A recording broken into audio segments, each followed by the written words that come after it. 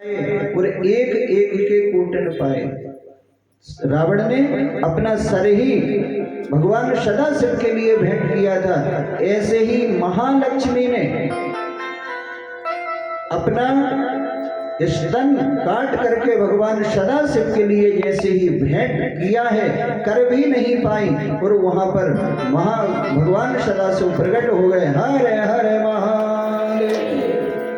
भगवान सदाशिव जैसे ही प्रकट हुए और उस अंग के लिए भगवान ने हाथ में ले लिया और कहा कि लक्ष्मी जी, बस मैं संपूर्ण रूप से आप पर प्रसन्न हूँ, आप वरदान मांगिए। महालक्ष्मी ने कहा कि मुझे भगवान विष्णु का स्वरूप जो है वह पति रूप में प्राप्त हो। यह भगवान सदाशिव ने महालक्ष्मी के लिए आशीर्वाद दिया और वह जो अंग था उसके लिए भगवान सदाशिव ने जमीन के गर्भ में रख दिया, और जैसे ही जमीन के गर्भ में रखा उससे बिल्व वृक्ष प्रकट हुआ। बिल्व पत्ती का जो फल दिया है वह ऐसा दिया है कि त्रिदलम त्रिगुणाकारम त्रिनेत्रम च त्रिधायुधम त्रिजन्म पाप संहारम बिल्व पत्रम शिवार्पणम। त्रिदलम, 3 दल वाला बिल्व पत्र। कोई 5 पत्ते के भी होते हैं, किसने देखे? 5 पत्ते वाले बिल्व पत्र देखे? हाँ, देखे होंगे।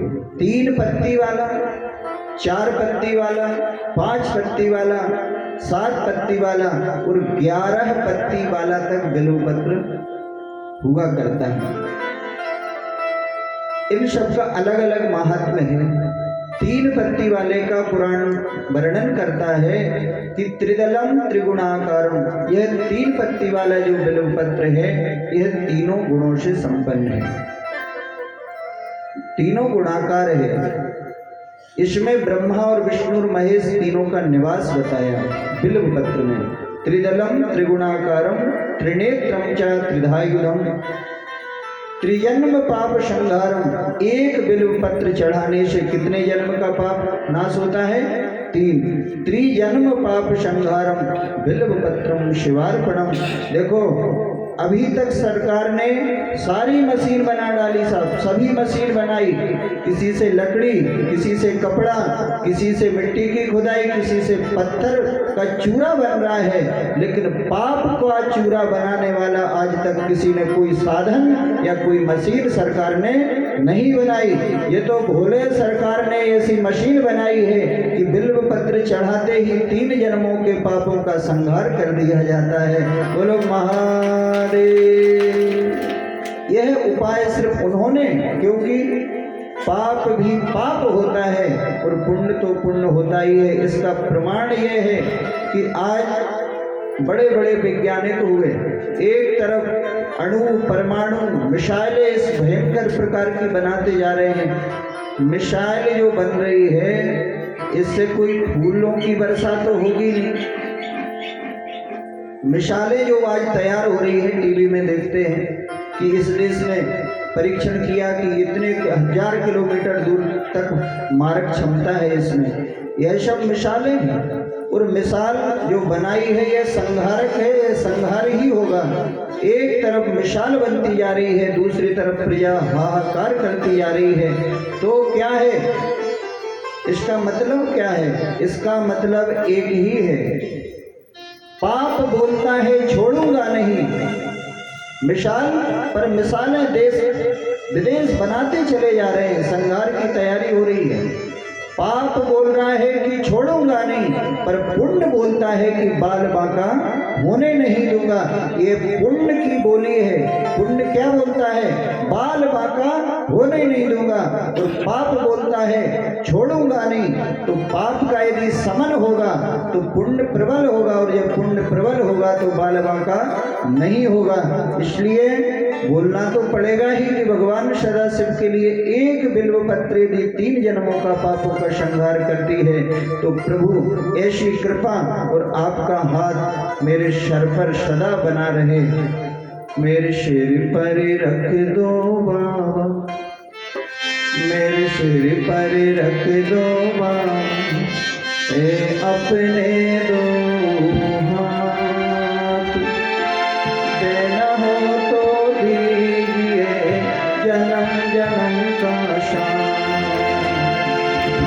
सर पे रख दो बाबा, मेरे सर पे रख दो बाबा अपने दोनों ये हाथ, देना हो तो दीजिए जन्म जन्म का साथ, देना हो तो दीजिए जन्म जन्म का साथ, देना हो तो दीजिए जन्म जन्म का साथ, देना हो तो दीजिए जन्म जन्म का साथ। मेरे सर पे रख दो बाबा, मेरे सर पे रख दो बाबा अपने दोनों ये हाथ, देना हो तो दीजिए जन्म जन्म का साथ, देना हो तो दीजिए जन्म जन्म का साथ।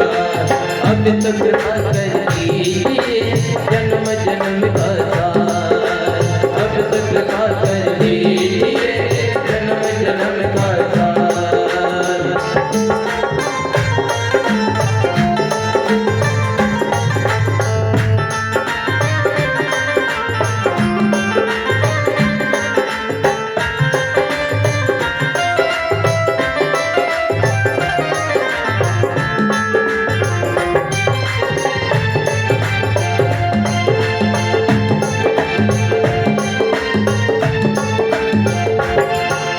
देने वाले भोले प्रभु से धन और दौलत क्या मांगे, देने वाले भोले प्रभु से धन और दौलत क्या मांगे, मांगे तो फिर प्रभु से नाम और इज्जत क्या मांगे, मांगे तो फिर प्रभु से नाम और इज्जत क्या मांगे। मेरे जीवन में अब कर दे, मेरे जीवन में अब कर दे कृपा की सुंदर साथ, देना हो तो दीजिए जन्म जन्म का साथ, देना हो तो दीजिए जन्म जन्म का साथ। अब तो कृपा कर दीजिए जन्म जन्म का साथ, अब तो कृपा कर दीजिए जन्म जन्म का साथ।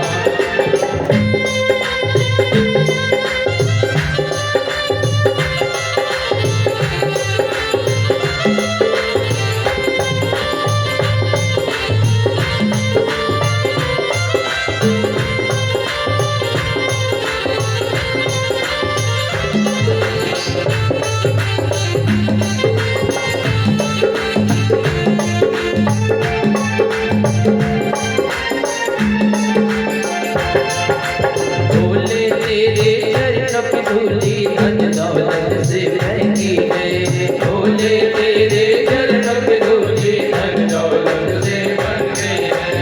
एक नजर कृपा की बाबा नाम इज्जत से महंगी है, एक नजर कृपा की बाबा नाम इज्जत से महंगी है। मेरे दिल की तमन्ना यही है, मेरे दिल की तमन्ना यही है, कर दे कतरी दिन रात, देना हो तो दीजिए जन्म जन्म का साथ, देना हो तो दीजिए जन्म जन्म का साथ। अब तो कृपा कर दीजिए जन्म जन्म का साथ, अब तो कृपा कर दीजिए जन्म जन्म का साथ। मेरे सर पे रख दो बाबा, मेरे सर पे रख दो बाबा अपने दोनों ये हाथ, देना हो तो दीजिए जन्म जन्म का साथ, देना हो तो दीजिए जन्म जन्म का साथ। अब तो कृपा कर दीजिए देना हो तो दीजिए, अब तो कृपा कर दीजिए जन्म जन्म का साथ। हर हर महादेव। लक्ष्म्याः स्तनात् उत्पन्नम बिल्व वृक्षम सदाशिवम। यह भगवान सदाशिव के लिए अत्यंत प्रिय इसलिए है क्योंकि स्वयं यह लक्ष्मी का अंश है और लक्ष्मी जी ने स्वयं ने संपूर्ण समर्पण।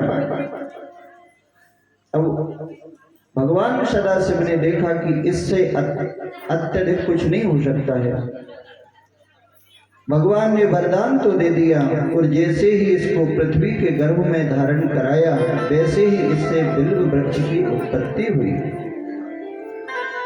बिल्व पत्र का महात्म्य अपार है। फिर उसके बाद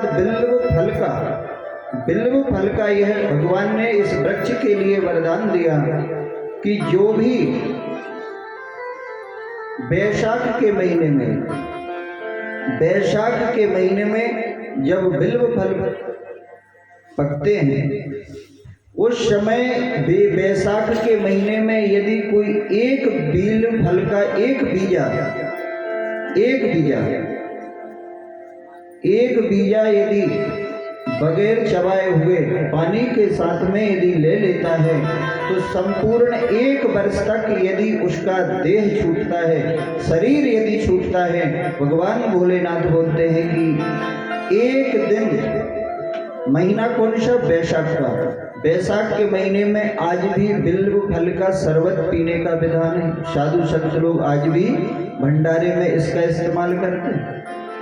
अपार लाभ है, लेकिन महिमा किसको कौन बताने के लिए बैठा है। इसीलिए आज यह साधु समाज में, शिव भक्तों में यह प्रथा है कि बिल्व का शरबत बैसाख के महीने में अधिकांश बांटा जाता है। बिल्व फल का एक भी बीज यदि बैसाख के महीने में किसी भी भक्त ने यदि ले लिया तो वर्ष एक साल के अंदर यदि कहीं यह शरीर धोखा दे गया तो उसके लिए कोई ज्यादा क्रियाकर्म करने की आवश्यकता नहीं है, वह सीधा शिवलोक के लिए प्राप्त होता है। यह भगवान सदाशिव की वाणी है। यह बिल्व फल का महत्व है। कांटा जो है, बिल्व वृक्ष का जो कांटा है यह तीनों सूलों का हरण करने वाला है। प्रदोष काल हो, प्रदोष काल जब प्रदोष जो व्रत माताएं रखती हैं, प्रदोष काल में पिपलेश्वर महादेव हो, पीपल के नीचे या बटकेश्वर बट के नीचे हो, या एकांतेश्वर महादेव हो, ग्राम से बाहर महादेव के मंदिर में जाकर के सायंकाल में, प्रदोष काल अर्थात दोनों संध्याएं, इधर सूर्यास्त और उधर रात्रि, यह ना रात्रि हो और ना ही ज्यादा दिन का उजाला हो, इस परिस्थिति में संध्या कालीन में किसी भी प्रकार की यदि कोई बीमारी है या दुख है, भक्त यदि दुखी है तो बील का फल भी नहीं, बिल्व पत्र भी नहीं, यह बील के कांटे मात्र 3 लेकर के प्रदोष काल में प्रार्थना करके कि आशुतोष इस मोहमयी निंद्रा से मुझे जगा देना, विषम वेदना की विषयों से मायाधीश छुड़ा देना, रूप सुधा की एक बूंद से जीवन मुक्त बना देना, देव ज्ञान भंडार युगल चरणों की लगन लगा देना, एक बार इस मन मंदिर कीजे पद संचार हरे, पार्वती पति हरे हर शंभो, पाहि पाहि नाचार हरे, पार्वती पति हरे हर शंभो, पाहि पाहि। हे भोलेनाथ आशुतोष, अब तीनों सूलों का नाश करने वाले तो आप हैं और यह मेरे जीवन का दुख है। दरिद्रता भी महान दुख है, रोग भी महान दुख है। आपस में यदि एक दूसरे की बात सहन नहीं करते हो, पति पत्नी हो, चाहे बेटा बाप हो, माँ बेटा हो, कोई भी यदि आपस में एक दूसरे की बात यदि कांटे जैसी चुभने वाली है कि कई परिवार में ऐसा हो जाता है और कई घटनाएं ऐसी घटी हैं कि माताओं पर भी ऐसे अत्याचार हुए कि सारे काम करते हुए भी हाथ उठाया जा रहा है, क्योंकि उस महात्मा के लिए नहीं समझ पाए कि पत्नी का जो दर्जा है वह तारिणीम दुर्ग संसारा सागरस्य कुलोद्भवम। पुरुष वर्ग यदि कई मन में विचार कर ले कि बगैर नारी के मैं इस परिवार को कैसे चलाता, एक पहिए से गाड़ी कैसे चल सकती है। तो माताओं ने संपूर्ण जीवन दिया। कहीं बस में आप बैठ करके जा रहे हो और बस में भीड़ ज्यादा हो, आपको कहीं जगह नहीं भी मिल रही हो और लंबी यात्रा हो, बस चली जा रही हो और कहीं एक सीट आपके लिए थोड़ी सी खाली मिल जाए और आप वहां पर बैठ जाएं, और बैठने जैसे ही बैठे वैसे ही जो उसी सीट पर खिड़की के किनार पर बैठा हुआ व्यक्ति कोई कच्ची महुआ वाला मिल जाए, महुआ वो भी कच्ची महुआ वाला पी करके उस सीट पर बैठा मिल जाए, तो यदि उसी का साथी होगा तब तो हम नहीं कह सकते हैं, लेकिन जिसका संबंध महुआ से नहीं है और ऐसा व्यक्ति कहीं जो महुआ चढ़ा करके बैठा है उसके बाजू में कहीं सीट मिल जाए तो थोड़ी देर के बाद में सिर दर्द चालू हो जाता है। और सिर दर्द चालू क्या, कई और थोड़ी जो दूरी बना करके रखते हुए तो उठ करके खड़े हो जाते हैं, सोचते भैया तुम्हारे पास बैठने से अच्छा मैं खड़े खड़े यात्रा कर लूंगा लेकिन तेरे पास बैठूंगा नहीं। इन माताओं का कितना बड़ा त्याग होगा कि लेने वाले के साथ भी पूरा जीवन व्यतीत कर देते हैं, कितना बड़ा त्याग होगा इससे अनुमान लगाया जा सकता है। हर हर महादेव। इतना त्याग के बाद भी कई समस्याएं परिवार में जब एक दूसरे की बात कांटे जैसी चुभ रही हो, उस समय यह बिल्व पत्रिका तो पूजन में है, बिल्व फल का आपके लिए वैशाख का महीना बताया, और बिल्व का कांटा ऐसी परिस्थिति यदि बने तो उसी भाव को लेकर के भगवान सदाशिव के लिए समर्पित किया जाता है कि प्रभु हमारे घर के जो सूल हैं, हमारे घर के जो कांटे हैं, उनके लिए आप इसी बिल्व वृक्ष का कांटा समझ करके इसके लिए स्वीकार करें। और वह महादेव जब स्वीकार कर लेते हैं धीरे धीरे समस्या अपने आप दूर होती चली जाती है। यह भक्तों के उपकार के लिए ही तो सब किया है भगवान सदाशिव ने, यह भक्तों के ही उपकार के लिए सब कुछ उन्होंने स्वरूप धारण किया।